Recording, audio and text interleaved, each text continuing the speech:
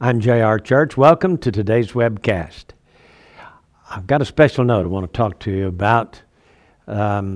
It's the program over the weekend. The one that quoted from a Russian academic woman by the name of Sorcha Faal. Well, I've received over the past few months, probably 6 or 8 of these pieces, and from good friends who send them to me, whose credentials I do not question. They are they're good as gold. All right?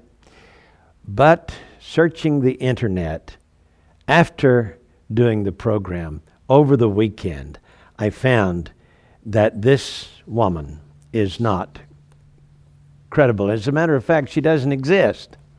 According to this article from the internet, there is no such person as Sorcha Faal, Russian academic. Sorcha Faal is actually a fellow named David Booth, an American computer programmer. Sorcha is alleged to be a Russian academic, but there's absolutely no record of anyone with such a name in Russian academia.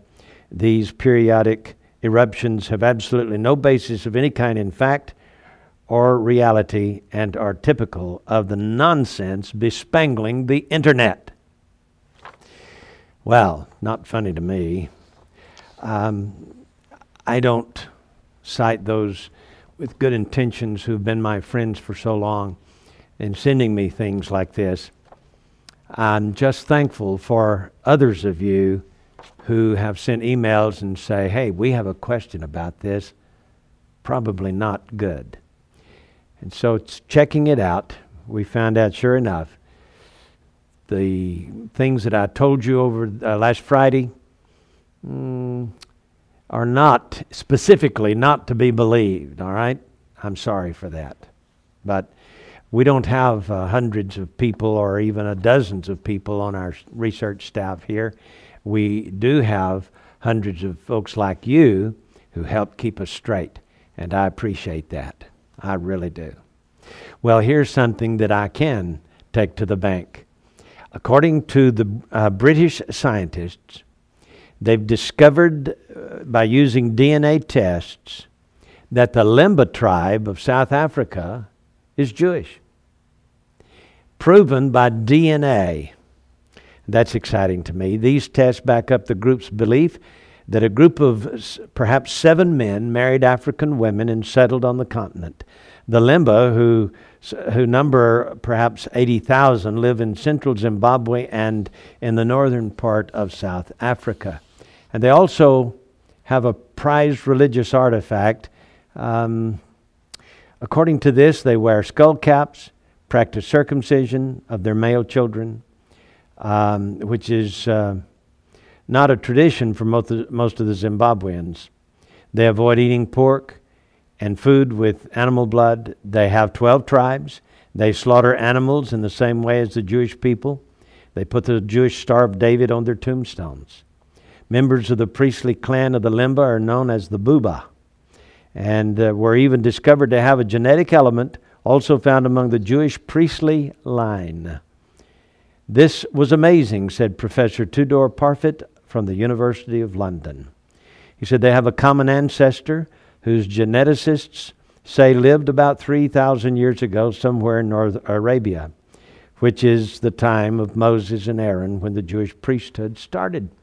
So, by checking DNA, scientists have found another lost tribe of Israel. Of course, they've known about them for some years now, but now the DNA tests have been made and proven that they are absolutely Jewish. Now, according to the story, a group of these Jews of the priesthood came south, fleeing Jerusalem. I think it was during AD 70 or maybe AD 132, when the Romans were destroying Jerusalem and carrying the Jews off into captivity. They escaped, went down to Yemen. So the Yemenite Jews are of this same group. And then some of them moved on south onto the continent of Africa and down into South Africa and became the Limba tribe. There are other South African tribes also claiming Jewish ancestry, and DNA in some cases have proven those to be correct as well. You know, the Bible says that the Jews will be returned in the last days. So how are we going to know they are Jews? Hey, DNA. What a test. And that's exactly what's happening. Lost tribes are being found all over the world.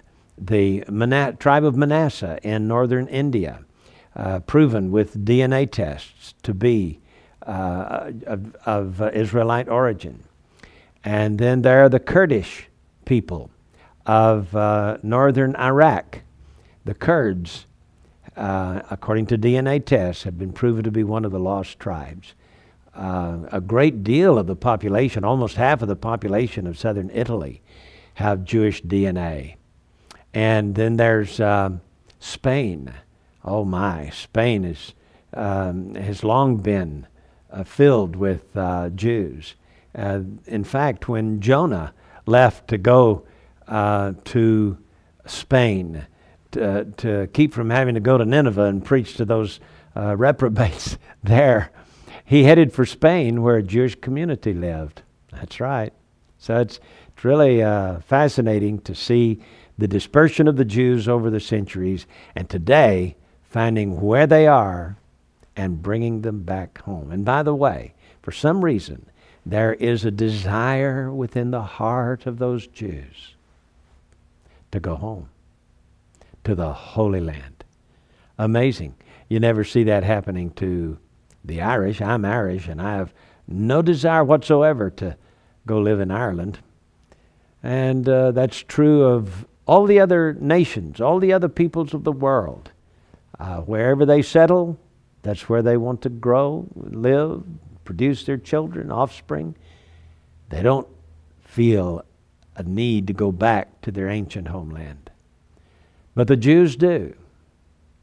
And that's what's so amazing to me about the days in which we live. For God said that He would put in their hearts a desire to go home, that He would bring them back. And that's exactly what's happening today. I'm J.R. Church. We'll see you again tomorrow with our analysis of the news.